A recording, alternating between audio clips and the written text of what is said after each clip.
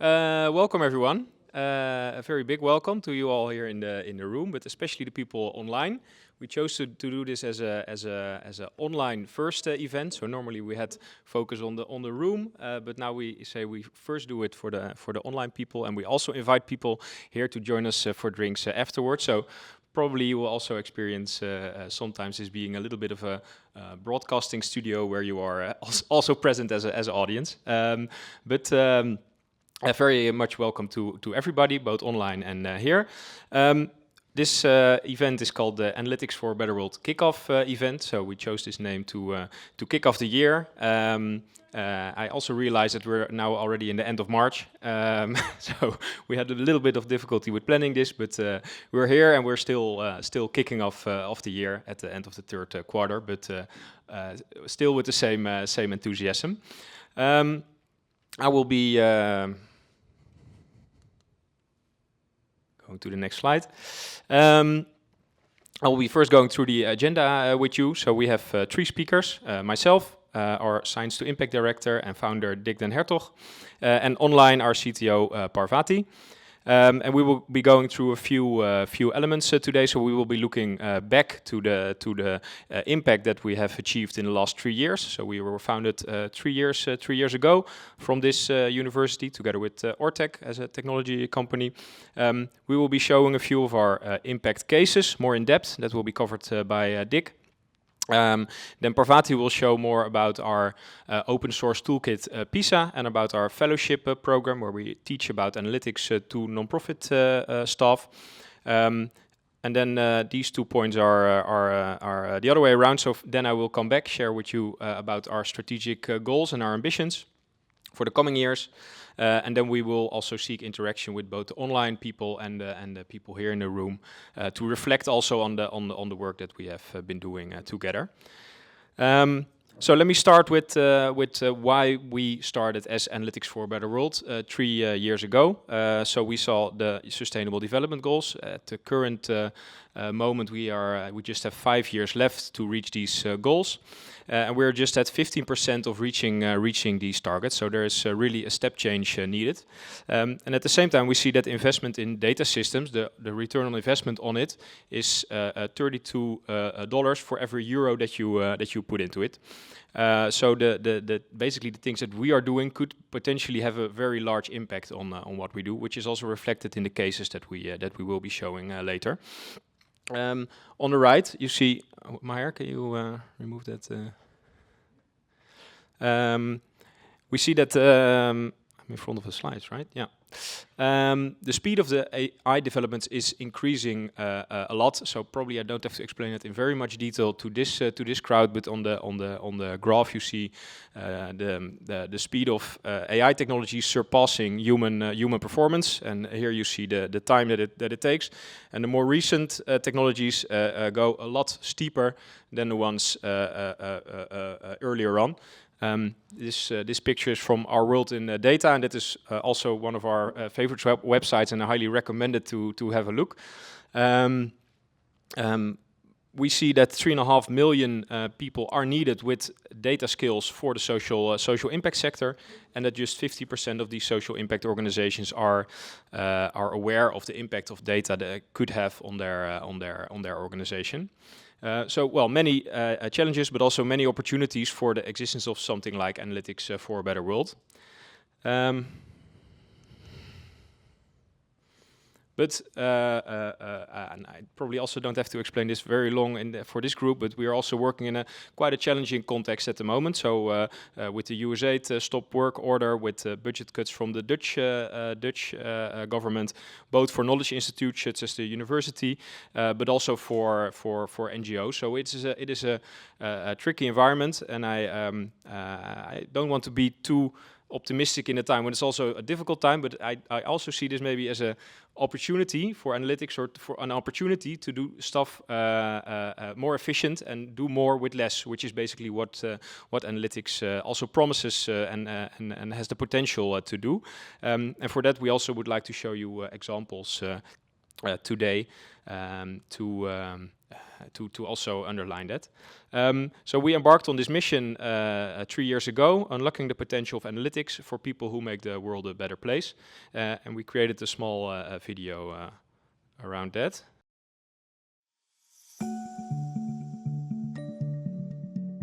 What if analytics could help us solve the big challenges of our time? Get 50% more plastic out of the ocean for the ocean cleanup, or help thousands of farmers reduce the cost of feeding their cattle with a smart feed calculator to improve responses to food crises, enabling us to feed millions more.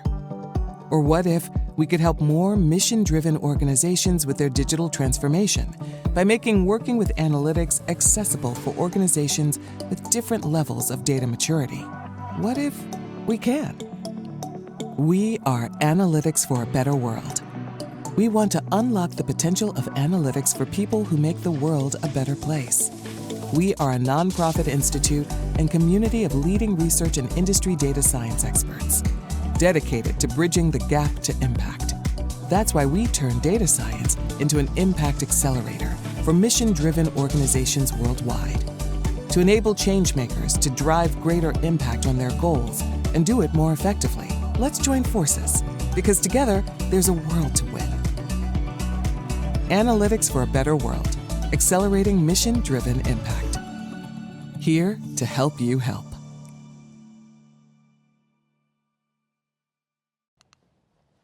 All right, so we created this video almost a year ago with also one of the statements from the Ocean Cleanup Ride, 50% more plastic out of the ocean, and it turned out that the impact is even larger, which is also going to be shared in the talk by Dick. Let me zoom into our impact update of the last year and a few points on the years before. So what we did, we have trained 250 mission-driven change makers globally. So we did a fellowship, 3 cohorts every year. And we trained also in-house people at, for example, Oxfam with data storytelling skills. Last year we did 17 impact projects at 17 impact projects at 16 different nonprofits. We worked with 27 researchers from 9 different universities all over the world. 12 companies have contributed to our mission, and I counted them all. We have 261 people that actively contributed. So we are really a network organization. These include people that help us with contracts, with administration, but also people who work on the projects that we are doing. And we had 14 students who graduated on an ABW topic last year. So these are numbers that we are obviously very proud of. We have some online community development as well in the last time. So our community on LinkedIn, on our newsletter is growing a lot. And this one we recently added. So we have from the fellowship we recorded everything that we did. We now have 43 classes and 29 webinars also online available. You will receive the slides, and these you can click on the YouTube link there to also have access to it. And on the Slack community, we are collaborating with the people that are in that fellowship that we did. Parvati will tell more about that. Well, I'm standing here now, but obviously I'm not the only one doing this work. We are supported by a very large pool of organizations that help us. So we were founded by the University of Amsterdam and Ortec. To both we owe a big thanks because they also extended their support for the coming 3 years. That is really a fantastic contribution to keep doing our work. Next to that, so below UvA and Ortec, you see many organizations that joined in the last 3 years. These include other universities, like for example the London Business School. We are working with MIT, the Tilburg University, and we have many non-profits that trust us with their analytics challenges, and that we are collaborating with to make the world a little better.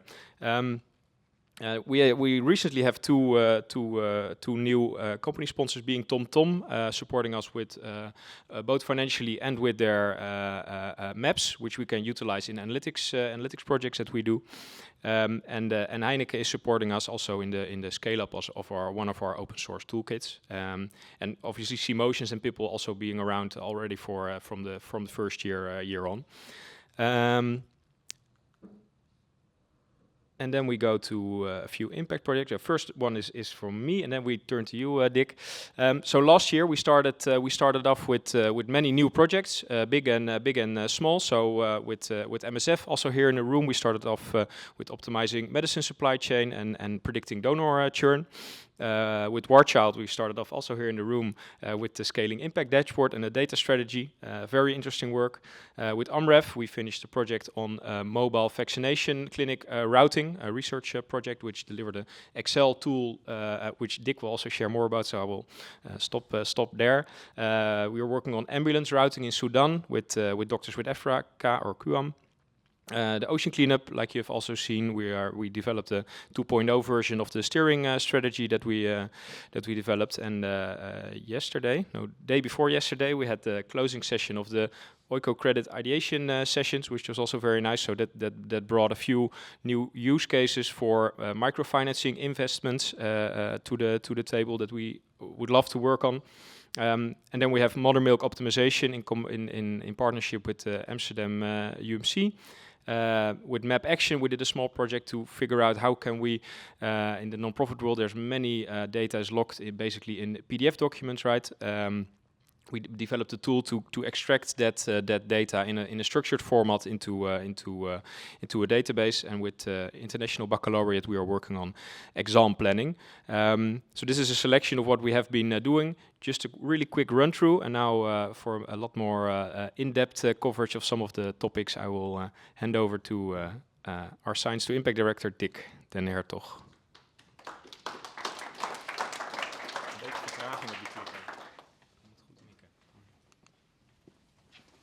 It works, yeah. So thank you very much.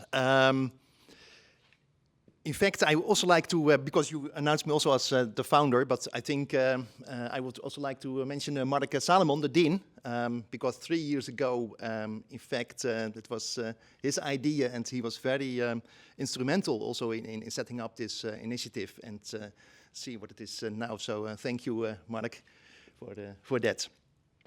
Science to Impact, that's also my title, Science to Impact Director. I'm the only one in the world with this title.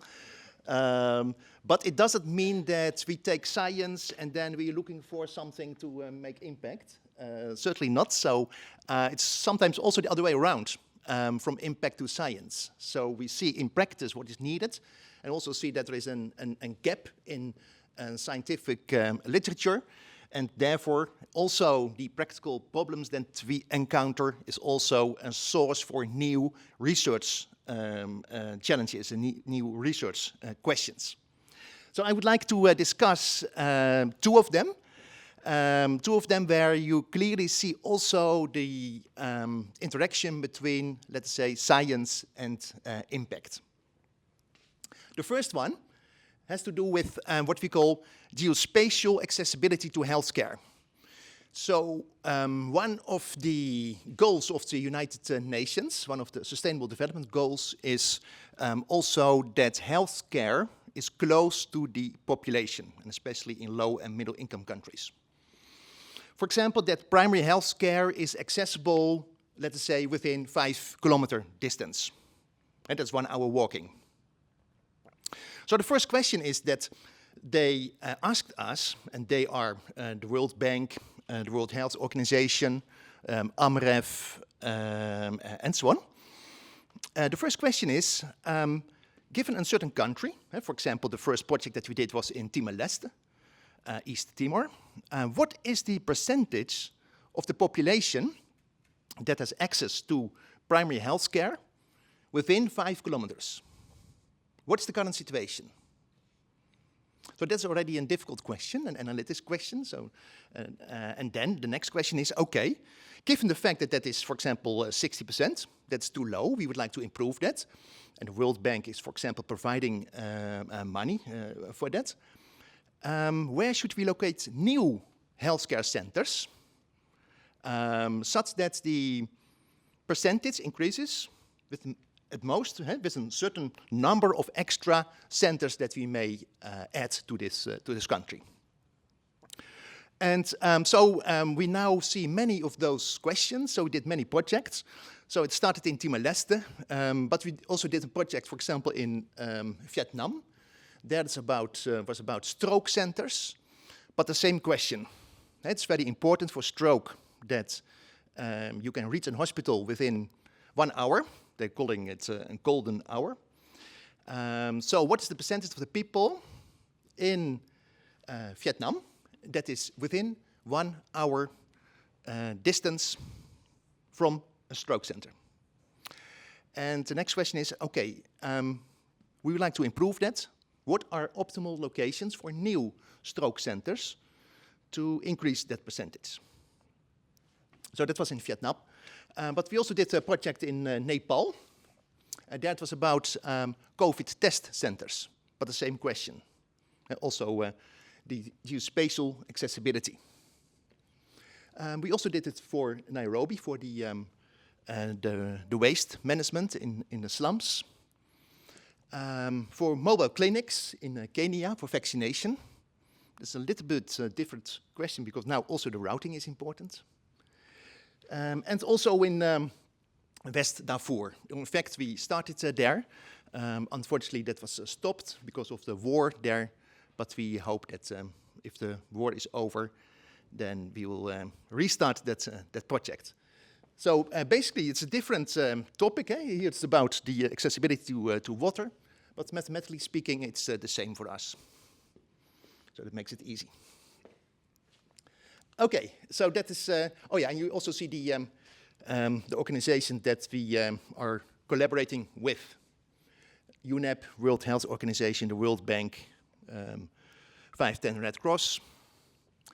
And so also the combination with science, so we also wrote papers on that. And I always say that's nice to do, but our first aim is impact, our second aim is impact, our third aim is impact, and yes, of course, if you can write papers, that is nice, of course. And so this is a paper that was written by my colleagues Mayuk, Shintan, and Joachim. That was about the AMREF routing for vaccination, the mobile clinics. So they wrote a paper on that. And here's a video about from AMREF about how they see the value of analytics for a better world and analytics in general. My name is Femke and I work at AMREF as a partnerships manager. I think currently AMREF is in an in-between space of data maturity. So on the one hand we're doing basic analytics and we're growing towards a more data-driven organization.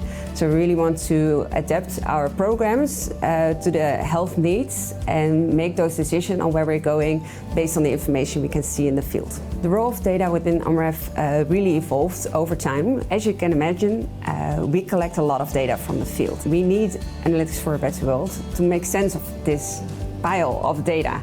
We see a lot of opportunity there, but we're not there in that stage yet that we can figure out all the solutions on our own.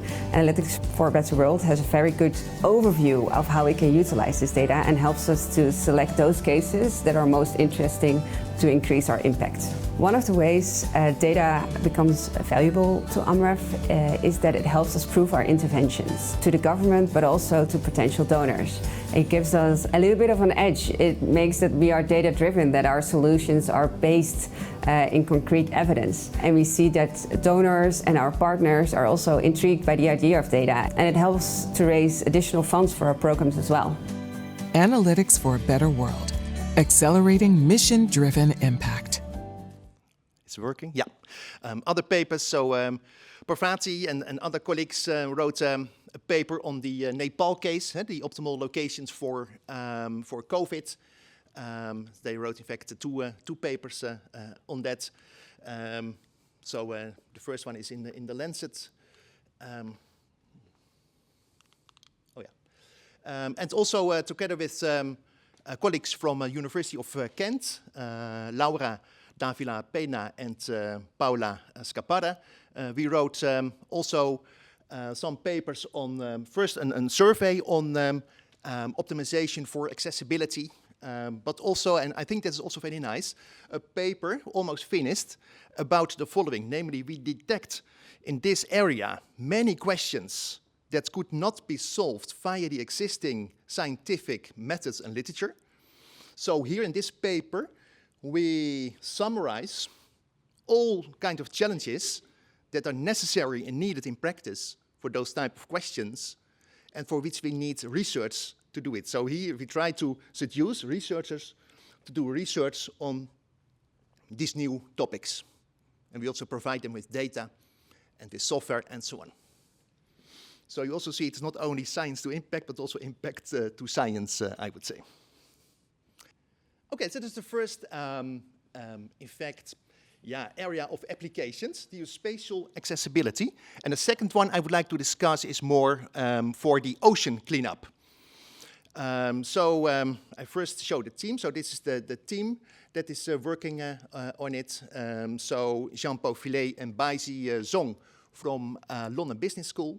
So that's also the way we are working, and we are doing together with other researchers who are interested to also collaborate on this type of applications. And also with Bruno and Yannick from the ocean cleanup. So at the ocean cleanup, they try to remove the plastic from the oceans. Fortunately, the current is a little bit helping, the nature is helping us. So due to the current, the plastic in the oceans is more or less collected in 5 regions. But mind you, those regions are really big. So the biggest one, it's the region between the Hawaii Islands and California, is 3 times France. It's not plastic soup, like a thick layer of plastic, but a lot of plastic, and that has to be removed. So they use these type of systems. So now the span here is 1.6 kilometers already. 2 tugboats. So they sail in that direction. Say the plastic is then collected here, and it's a 3 meters deep net, and then the plastic is then finally arrive at this retention zone, as it is called. But the problem is the following. So given that big region where the plastic is, the plastic density is not homogeneous. So in that big region, there are areas where there is almost no plastic and a lot of plastic. They do have some predictions for that. And then the question is, where to steer this system through that plastic in such a way that we collect the maximum amount of plastic during a certain amount of time. So like a Pac-Man game. So that's what we did. We developed optimization methods such that we optimize for 7 days ahead. We communicate the solution for the coming day to the captain of the boat, and then optimize after 1 day again, because we have new information. And that's, in fact, the method that we used, optimization for that. Well, that was a nice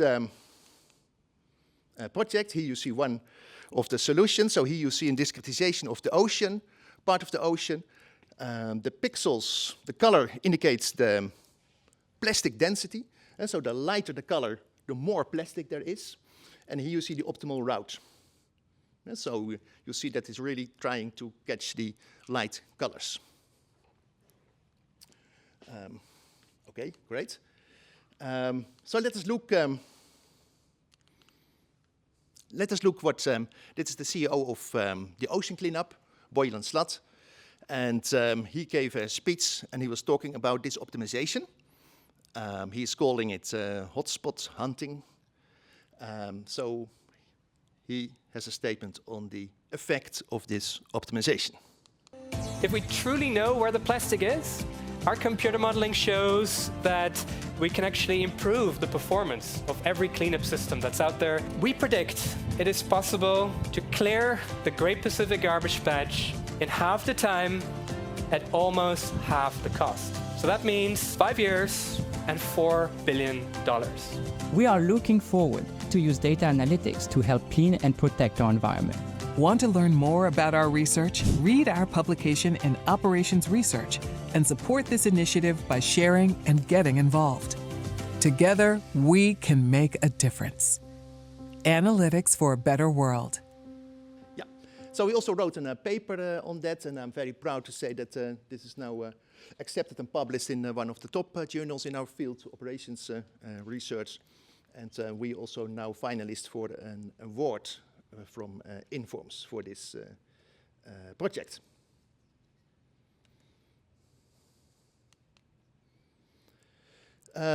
Okay, so summarizing. So if we look at the year 2024, a lot of impact. I described 2 projects, but also scientifically, we published 9 papers and also 5 working papers, so they are still in process, in pipeline. 11 projects, 22 researchers involved in all those research to impact projects. But we also integrate those projects into our educational programs. So for example, for the bachelor program, we have a course, it's called Analytics for a Better World. And that's a course for the first year in a bachelor where we teach basic analytics methods and directly apply it to these type of applications. And we also have such a course for the master program, and there it is called Advanced Analytics for a Better World. And I also teach a similar course at MIT for the undergraduates, Analytics for a Better World in Boston. We also received some research prizes. So for the ocean cleanup project, Baisi, the PhD student who did most of the work, he received all the prizes for the Best Students Paper Award and so on. And we are also now finalists for the Informs 2025 award. So I think, yeah, that summarizes more or less what I wanted to say about research and impact. Thank you very much.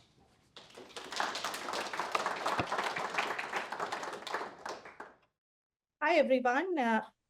I am Parvati. I am a data scientist, and I'm the lead data scientist / CTO at Analytics for a Better World Institute.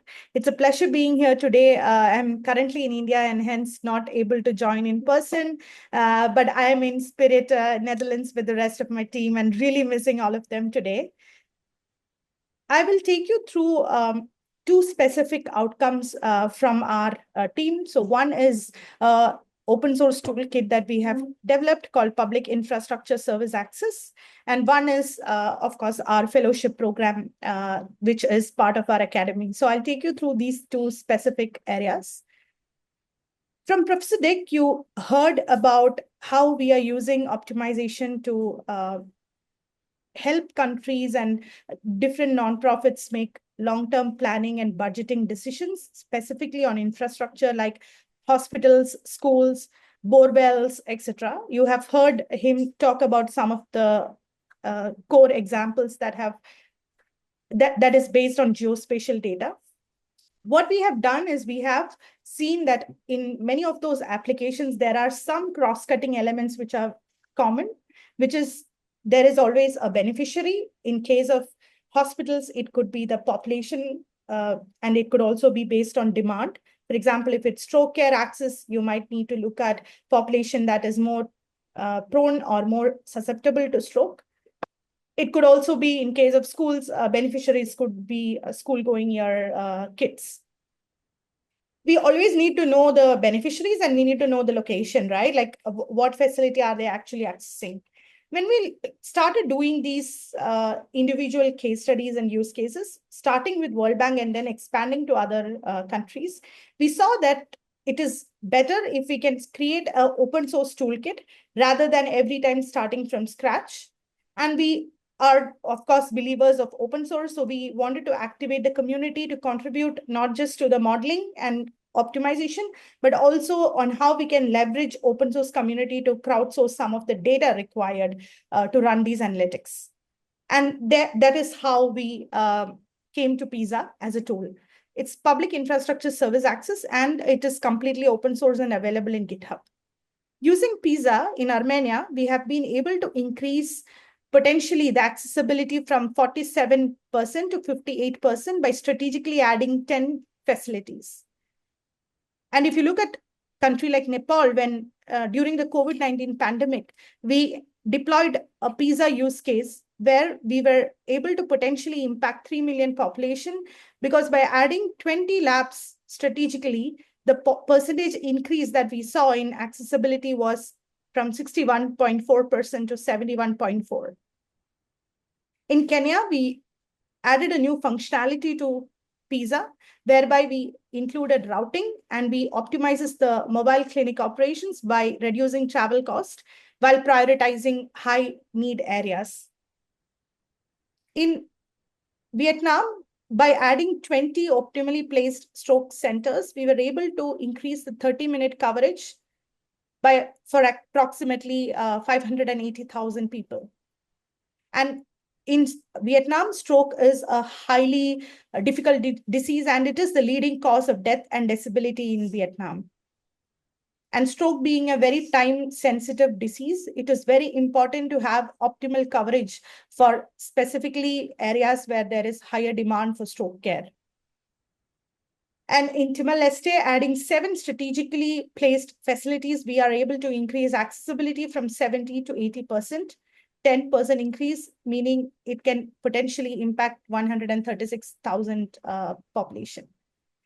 Basically, these are numbers which we wanted to show you how an open source toolkit can be leveraged across multiple geographies with minimal investment and not starting from scratch, and the power of open source in really replicating and scaling such optimization solutions. And this is not just by Analytics for a Better World. We are part of a huge community who have contributed to PISA in many ways. It could be in use case specific applications, like in borehole accessibility, we had PhD students for routing. The same Mayuk, a PhD student, developed the proof of concept. We have front-end and back-end improvements that have to be continuously made on the toolkit. And this couldn't have happened without the support of our private sector partners like Ortec or More Optimal or DHL, who have contributed to Codebase. And they have assigned data scientists and data engineers to work hands-on on the PISA toolkit. And equally important is, of course, outreach and communication. So how can we create dashboards? How can we create knowledge products that come out of PISA? And we have to continuously update the website and the dashboard over long time. And this is definitely not possible without our 29 code contributors.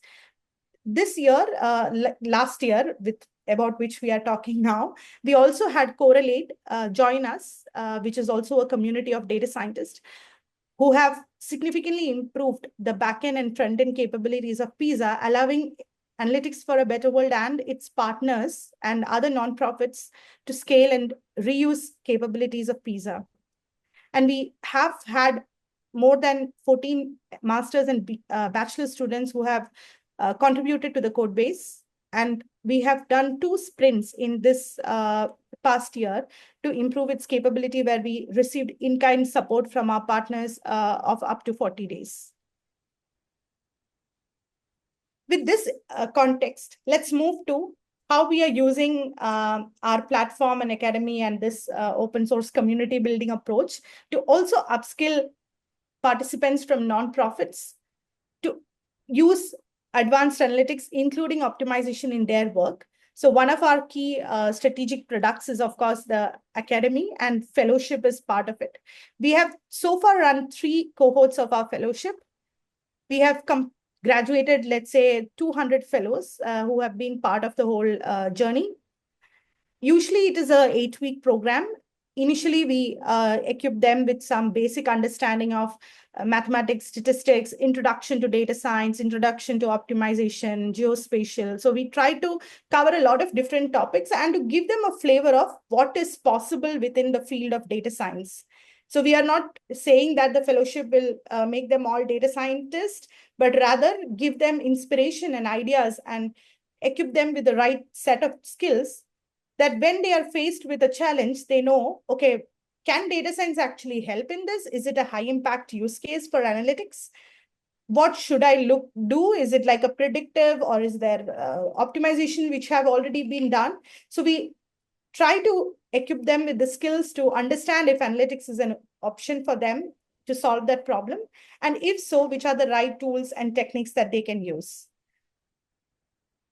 The second phase of the fellowship is, I think, the most hands-on and experiential learning. It is about experiential learning and the most impactful, because then these fellows are matched with mentors who come from private sector or also from universities, in case it's a more research-driven project, to implement a solution which is high impact for their own nonprofits.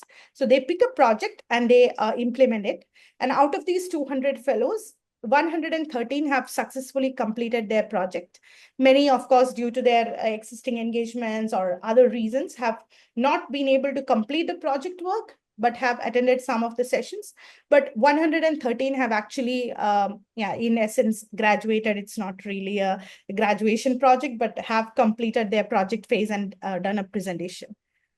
And these projects can range all the way from creating dashboards or creating data flows, information management, to developing chatbots or prediction models for churn identification of donors. It could be about disaster risk prediction using geospatial data. It could be about drought forecasting.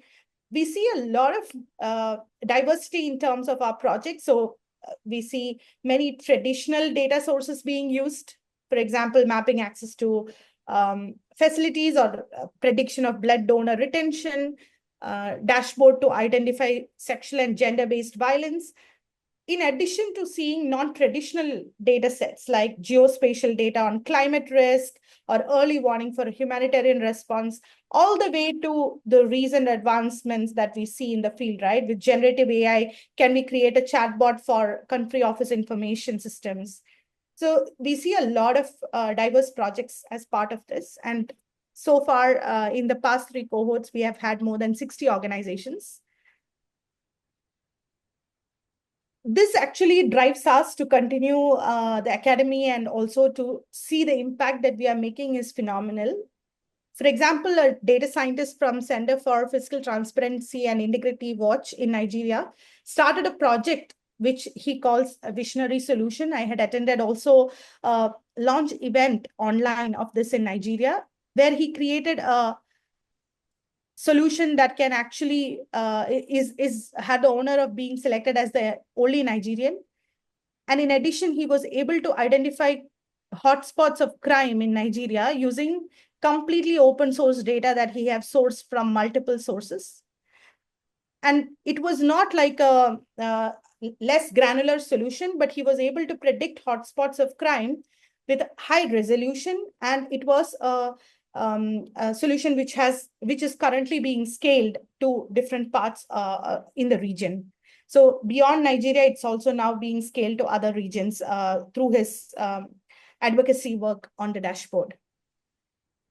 We also see the academy not just as a traditional course where, okay, they come, do project and leave, but this is a platform for networking and collaboration, not just with the private sector or university and researchers, but also there is a lot of opportunity for peer-to-peer learning, where nonprofits interact with each other and they understand, okay, what else is happening in this field.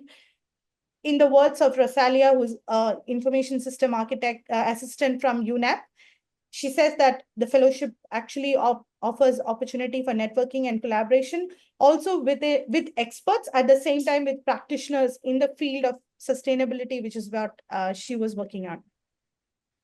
These are just a few examples of projects and a few quotes from our fellows. But if you want to know what other projects are being done, we have actually launched a dashboard where you can clearly see, okay, where our participants come from, what are their projects. In some cases, when the project is not open source, basically you cannot see further details, but some of the projects and documents are openly available. In those cases, you can actually go and see what they have actually done during the fellowship as well. So this dashboard is currently live in our website, and this QR code will take you to the website as well. And we really encourage you to look at and hopefully get inspired to replicate or even learn from some of the cases from our academy. With this, I'll close and a big thanks to all of you for being here, both online and offline. And back to you, Robert. Right, there we are. So last part of the presentations from our side. So I would like to share with you our goals for the coming 3 years and beyond.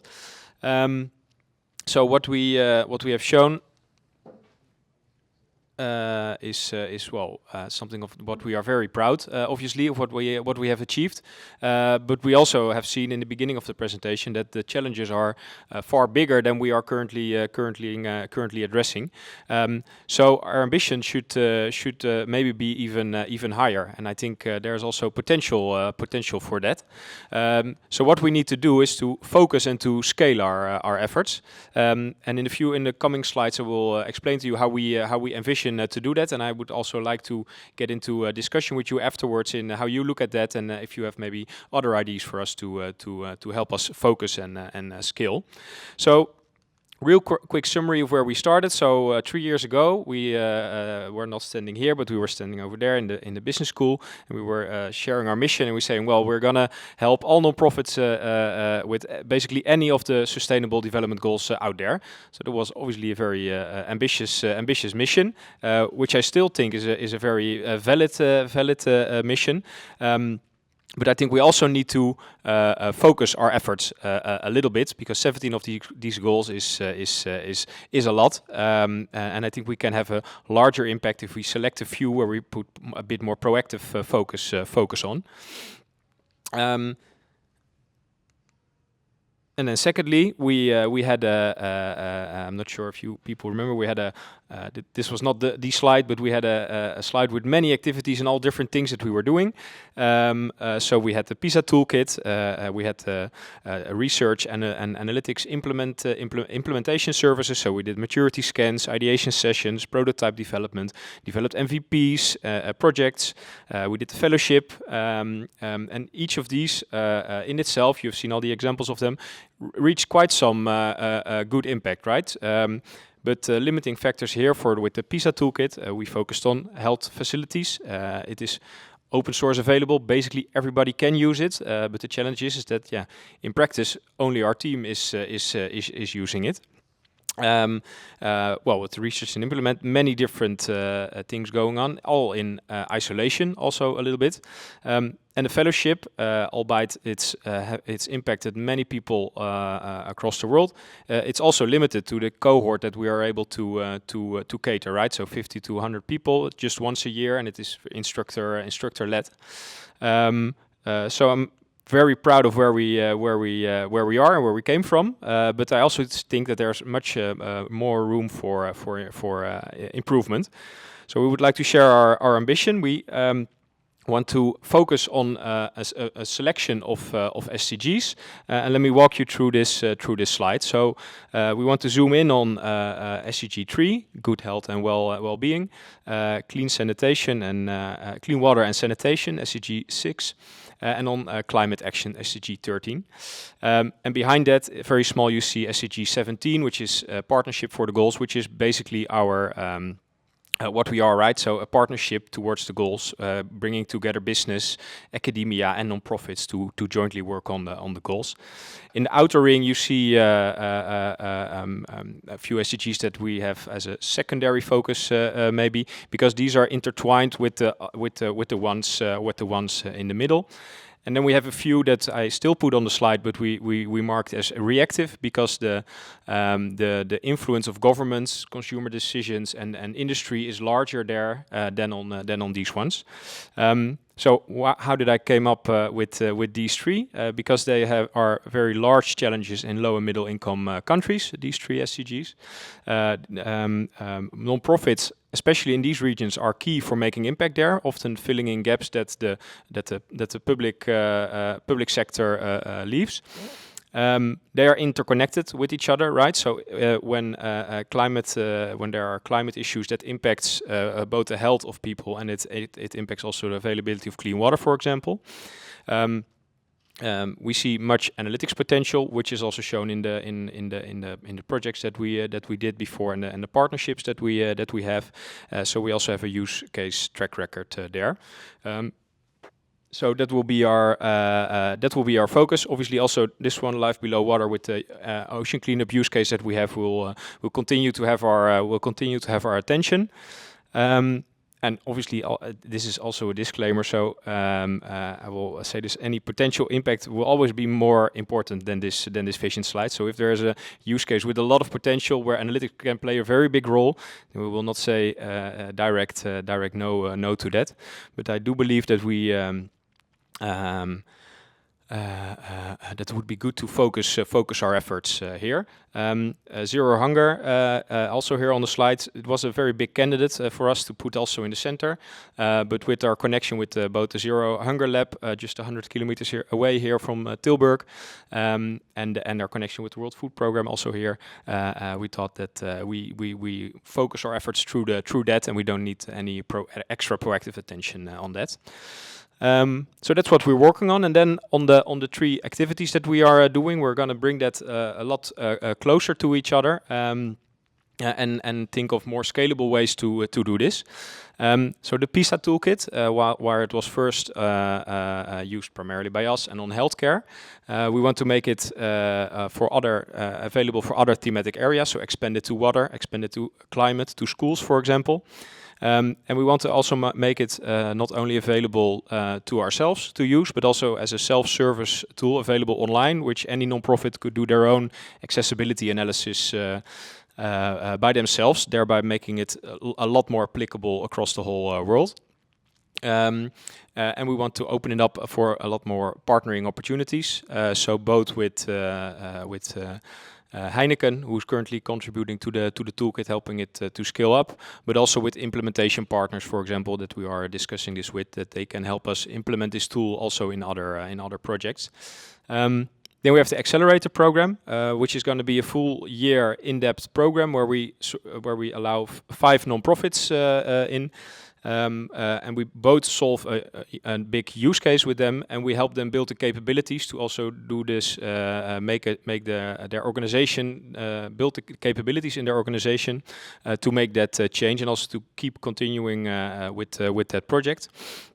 And then this fellowship that we had, we want to transform that to an ABW MOOC, so a massive open online course.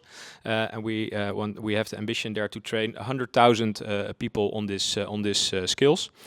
And this Accelerator Program I will first dive into. So it starts with an intake journey. So non-profits apply for the program. We have a launch event, inspiration sessions, and we have a jury deciding on what are the most impactful cases that we can work on with analytics. Then we, when it turns purple, then we are with 5 non-profits. We start with a maturity scan and a strategic roadmap. So each non-profit receives a way to transform their organization to a more data-driven version of itself. They will receive leadership and management courses in order to transform their organization. And we can do an enabler project, for example, working on their data quality or on their technology infrastructure in order to make sure that the enablers are in place to make this change and create value with analytics. Then we're going to work obviously on a use case together. So we're going to scope and identify the most valuable use case for each non-profit. And then we jointly work with a team of researchers, business and from the non-profit to solve that case together.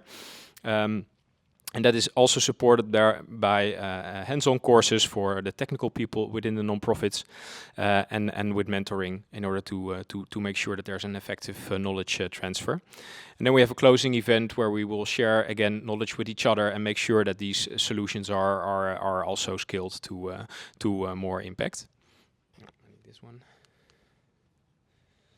Then PISA, I already talked a little bit about this earlier, so we want to make this as a self-service tool available for individuals within non-profits. Obviously, in a bit limited functionality, but still you can do your first accessibility analytics in there. We want to expand the functionality towards water, towards climate. And we're working to expand the contributor network. And that first one, that self-service online accessible tool, we're working with the 4 organizations below that support us with their in-kind skills and their in-kind software to make this work. Then the MOOC, we have basically 2 trajectories here. One is going from the fellowship into a massive open online course. We are planning for 4 courses that we want to deliver. So storytelling with data for nonprofits, optimization with geospatial data, generative AI and machine learning with applications for nonprofits. And what we're specifically zooming into is that we apply these things on nonprofit use cases, right? So there are already a lot of Gen AI or machine learning courses out there. We're deliberately not replicating that, but we are building on top of those things to make also cases more relevant for nonprofit people, so that it's a lot more applicable to their world. And we are doing that now with the University of Amsterdam, Ortec, and C-Motions have expressed their interest to work on this. Then secondly, also a very, very nice one. So Dick was visiting professor in the last 2 months and also the years before at MIT, where he also recorded a course, analytics, prescriptive AI for a better world. And that will be part of MIT's open learning platform. So that is also something that we are really proud of, and something that is really paying off, this collaboration that we are having. Okay. Well, that is something that especially me cannot do alone, also the team cannot do alone. So we really need the community to support us. We need from every angle, from the nonprofit side, from the business side, and from the research side, we need help to unlock the potential of analytics for nonprofits.